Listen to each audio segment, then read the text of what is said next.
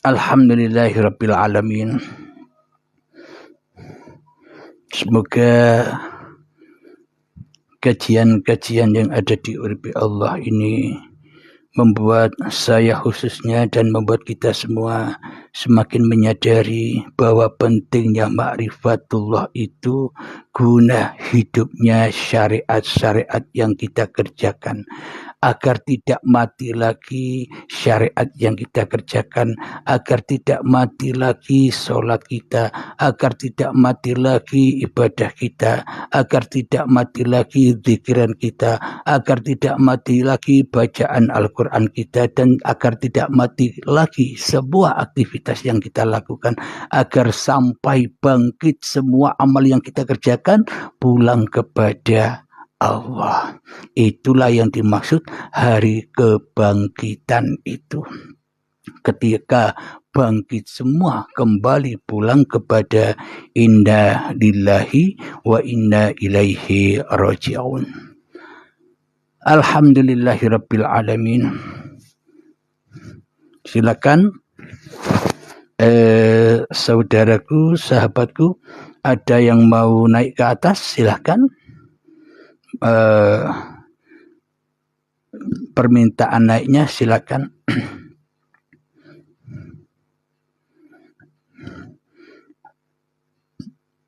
Dan semoga dipahami ya, bagi yang belum memahami bisa ditanyakan lagi agar kita sama-sama mengkaji agar tidak gagal paham.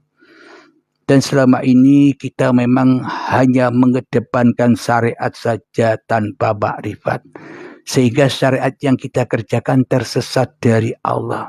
Kenapa? Karena kita yang jadi Allah. Alhamdulillahirabbil alamin. Sebelumnya saya ucapkan Waalaikumsalam warahmatullahi wabarakatuh kepada para sahabat-sahabatku yang sudah mengucapkan salam. Ini dari Malaysia juga hadir. Waalaikumsalam warahmatullahi wabarakatuh. Jadi kajian kali ini dengan tema makrifat menghidupkan syariat. Jadi syariat itu tidak berjalan sendiri. Kalau berjalan sendiri syariat itu jadi hantu, mati. Jadi syariat harus dibarengi makrifat supaya syariatnya lillah, supaya syariatnya langsung diterima oleh Allah Subhanahu wa ta'ala. Kalau syariatnya sudah diterima oleh Allah Subhanahu wa ta'ala, maka kita tidak ada tanggungan lagi, tidak ngaku-ngakui lagi, enak, tidak berat-berat bebannya. Contoh, kita mau naik ke atas gunung, ke puncak gunung, tapi kita sibuk bawa syariat, bawa sholat, bawa ibadah, bawa zakat, bawa puasa yang kita akui sebagai milik kita. Ibarat kita membawa kursi, membawa almari, apa puncak ilahi, ya lepaskanlah apa yang kita akui sebagai milik kita itu, karena apa yang kita akui sebagai milik kita selama ini sebenarnya bukan milik kita, karena semuanya hanya milik Allah. Silakan yang mau gabung sambil ngopi ya. Monggo Kang Mas ngopi dulu.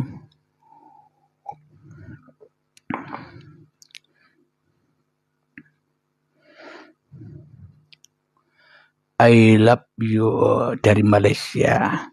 Kang Mas yang dari Malaysia, kira-kira bisa dipahami kajian di malam ini tentang makrifat menghidupkan syariat. Maka dari itu seluruh syariat yang kita kerjakan harus diberi niat. Diawali dengan niat supaya apa? Supaya syariatnya tidak mati, supaya syariatnya hidup. Akan tetapi selama ini meskipun kita sudah berniat, tapi yang berniat masih manusianya, otomatis ya diakui syariat itu syariat manusianya. Alhamdulillah. Silakan, apakah ada yang mau nemanin saya di atas naik ke Komal? Kita ngobrol-ngobrol, tanya jawab, karena tanya jawab itu mengandung hikmah agar saya terutama dan kita semua bisa mengambil hikmah dari tanya jawab itu. Kita belajar bersama-sama. Silakan Kang Mas, siapa yang mau naik silakan.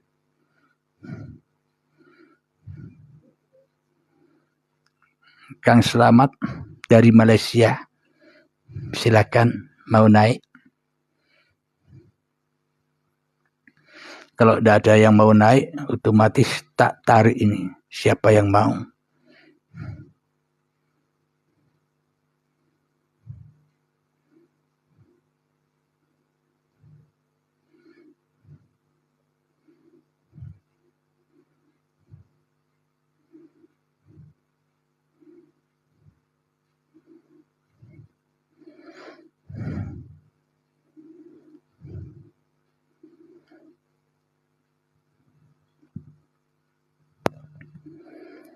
Jadi memang tujuan syariat itu bukan pada sholatnya.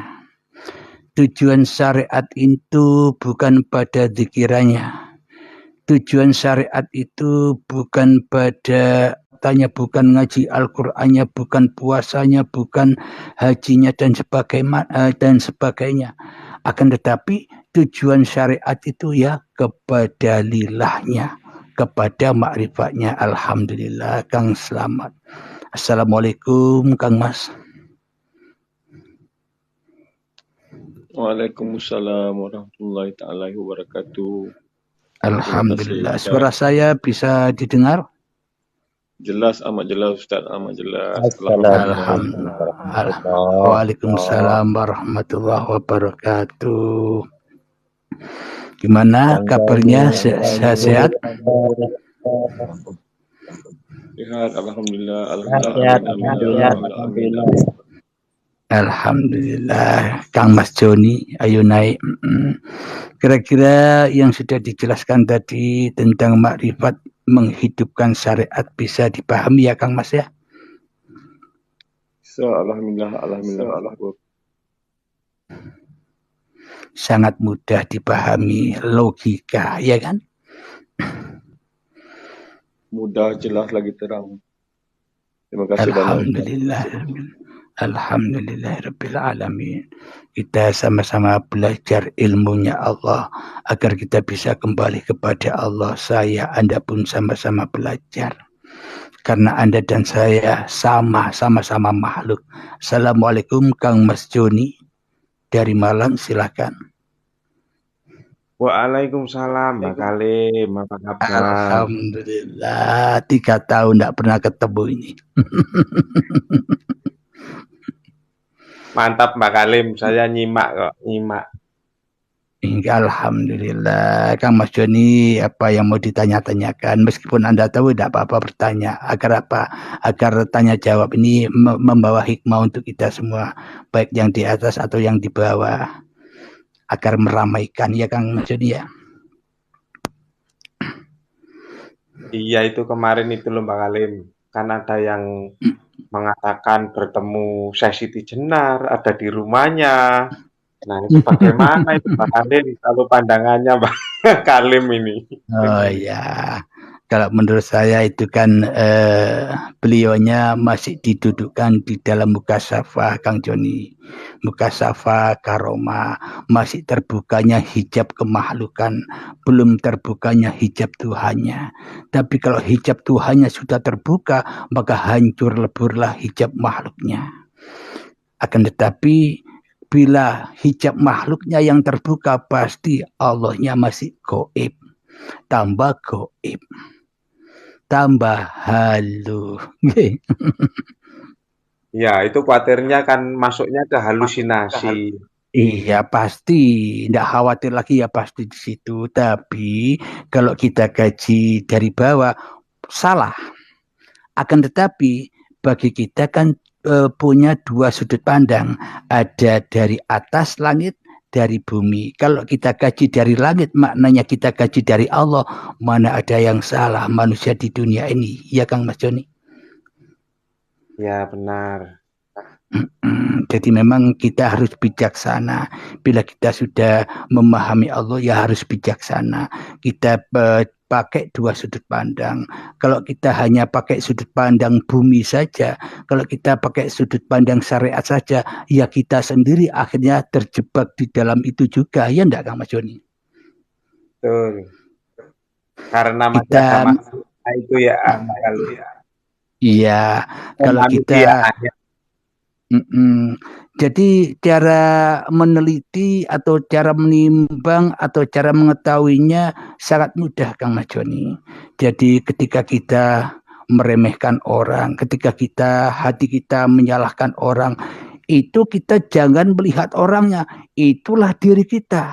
Kitalah yang salah, kitalah yang kafir, kitalah yang bodoh. Bukan orang yang kita anggap salah itu.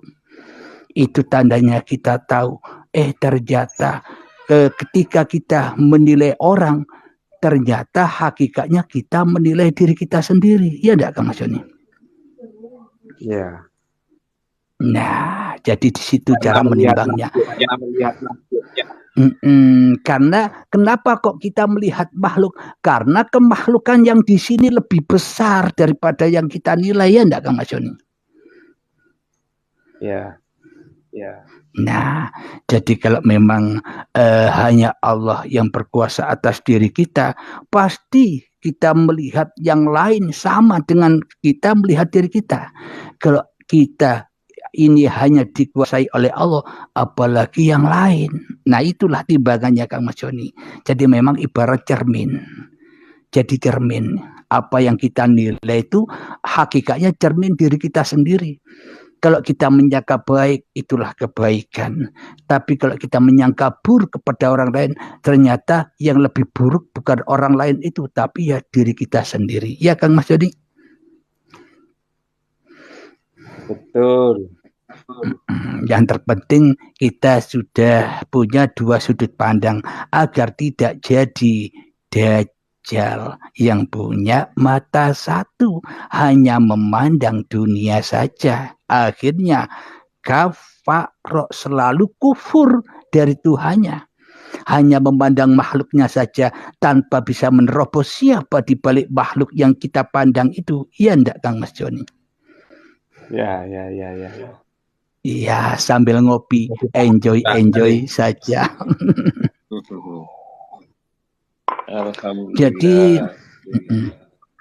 Jadi makrifat itu adalah ketika manusianya sudah tidak makrifat lagi. Jadi kalau manusianya di dalam hatinya masih merasa mengaku aku makrifat, hakikatnya yang tidak makrifat. Kenapa? Masih manusianya yang makrifat. Tentunya Tuhannya yang tidak makrifat. Akan tetapi bila manusianya sudah tidak makrifat lagi, maka nyatalah makrifatullah. Jadi manusianya sudah tidak jaga-jaga Allah lagi, alias enjoy saja. Iya enggak Kang Mas Joni? Enjoy saja karena sudah melihat di sebalik manusianya. Iya, maknanya begini, mana ada sih manusia yang bisa bertajalli pada Allah? Mana ada sih manusia yang bisa bermakrifat kepada Allah?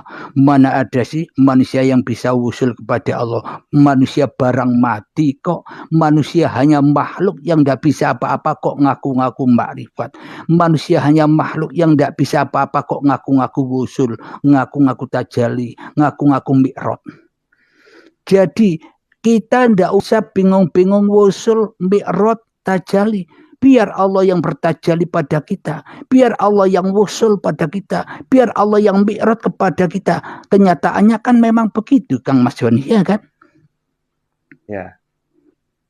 Kalau kita sudah tahu hanya Allah yang berkuasa atas makhluknya, akhirnya makhluknya tidak jaga Tuhan lagi, tidak panas-panasan lagi, tidak debat-debatan lagi, alias enjoy saja nonton Allah sambil makan popcorn. Iya enggak Kang Mas Joni? Jadi penyaksi itu ya, Mbak. Iya kan tujuannya Allah menciptakan manusia kan untuk dikenal. Haulahu linuriyahu min ayatina. Kau kuciptakan supaya kau bisa menyaksikan aku, ayat-ayatku. Di mana ayat-ayatku? Ya di dalam dirimu dan di luar dirimu, ya kan? Jadi kita tidak sibuk-sibuk lagi belajar makrifat, tidak sibuk-sibuk lagi belajar hening, tidak sibuk-sibuk lagi belajar tajali, zikir yang banyak, melelahkan, memanaskan. Sehingga tambah panas, dengan zikir-zikiran itu kita tambah sombong. Ya enggak Kang Mas Joni? Nggak sibuk masuk ke energi dan atom-atom lagi, Mbak ya? Enggak usah, karena itu bukan kekuasaan kita, biar Allah yang kuasa atas kita, ya kan? Enak kan? Iya. Enak, makanya kalau kita berjalan dari Allah, dari atas, enak masuk ke bawah. Tapi kalau kita berangkatnya dari hawa nafsu, sulit Kang Mas Joni. Hawa nafsu ini sulit dilepaskan. Pasti ngaku-ngaku yang hening, aku yang bisa memasuki atom energi, masih hawa nafsunya sulit. Saya mau tanya lagi nih Mbak, apa maksudnya setan mengalir dalam darah anak Adam itu bagaimana? Setan yang bagaimana sebenarnya itu wujudnya? Hakikat setan itu ya ketika manusia lebih wujud daripada Tuhannya, itu yang dimaksud setan Kang Mas Joni. Setan yang tak mau sujud kepada Adam itu apa sih maknanya? Manusia yang ndak rumongso lek sing rawono iku menungsane. Menungso rumongso ono terus, Allah sing ra ono. Ya itulah yang dimaksud setan itu. Inna syaitana lakum aduwwum mubin. Sesungguhnya syaitan itu adalah musuh yang nyata bagimu. Nyata Kang Mas Joni, ora goib. Setan itu sapa sing wujud di dalam hati kita sing nyata itu? Kan anak Adam ini. Maknanya kita selama ini ngaku anak Adam, ngaku anaknya yang tidak ada. Tapi sejatinya kita selama ini kita ngaku anak iblis. Ya enggak? Oh, setan itu karena manusianya yang masih wujud, Mbak ya? Iya itu. Jadi di Al-Quran, hadis, Alkitab, agama apapun yang diterangkan itu semuanya adalah simbol-simbol yang ada di dalam hati kita. Jadi kalau kita mengkaji di luar diri ya tidak ketemu Kang Mas Joni, pasti beda-beda pemahamannya. Tapi kalau kita kaji dengan Al-Quran Qadim yang ada di dalam diri kita, matuk kabeh. Seluruh manusia tak akan mengelak, seluruh agama tak akan mengelak bila kita mengkaji di dalam diri, ya kan? Berarti setan itu kalau manusianya terus yang wujud, Mbak ya? Manusianya terus yang wujud. Iya, jadi syariatnya ditunggangi setan bila belum ma'rifatullah. Iya Kang Mas Yodi? Ya. Bisa dipahami? Gampang kan ya? Alhamdulillah bisa dipahami. Yang penting enjoy wae Kang Mas Joni. Ibarat kita ini loh baju raiso obah dewe. Baju manut kepada yang memakai baju. Ketika baju dibawa kepada kemaksiatan, ketika baju dibawa kepada ketaatan, apa ono imbase klambi iki? Ora ono imbase. Ya ndak? Ya. Akan tetapi bila baju ini merasa berkuasa daripada yang memakai baju, ya ono imbase, ya ono salah dan benar, ono taat lan maksiat, ono surga lan neraka. Panas menungsoni korno menungsoni sik dadi pangeran.